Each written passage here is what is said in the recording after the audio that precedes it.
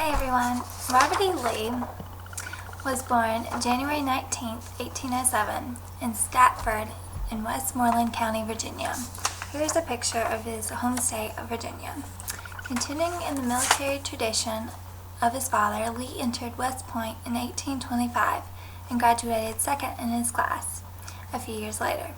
By serving in various military duties in Georgia, Virginia, New York, Texas, and even Mexico, over the next 23 years, he was eventually named Superintendent of West Point in 1952. However, soon after, he was left with the unfortunate choice to choose between fighting for his home state of Virginia or for the Union. And Lee soon realized the decision would be simple.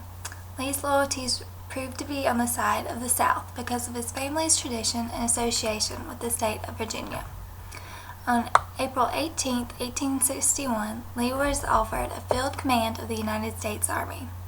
The next day, he received word that Virginia had seceded from the Union, so he quickly submitted his letter of resignation from the United States Army on April 20th. 3 days later from that, Lee accepted the position of commander of the Virginia forces.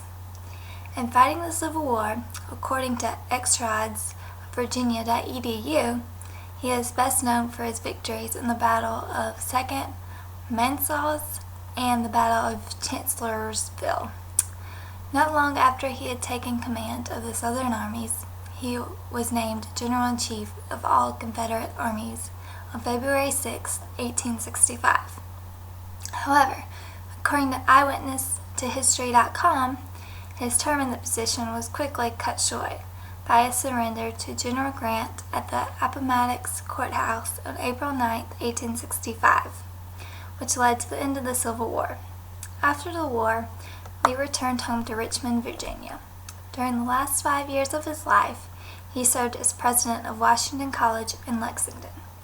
And according to NPS.government, Robert E. Lee was buried in Lexington, in the chapel of the university that now bears his name, Washington and Lee University. And here's a picture of what the campus looks like now. General Robert E. Lee is also considered to be one of the greatest soldiers fighting in the Civil War, due to the loyalty that he portrayed to his home state of Virginia. Although he opposed many views of the South, such as secession and slavery, he refused the command of the Union armies and remained loyal to his native state of Virginia, and became leader of the Southern armies, which made him a well-respected man by every man, including Abraham Lincoln and Ulysses S. Grant.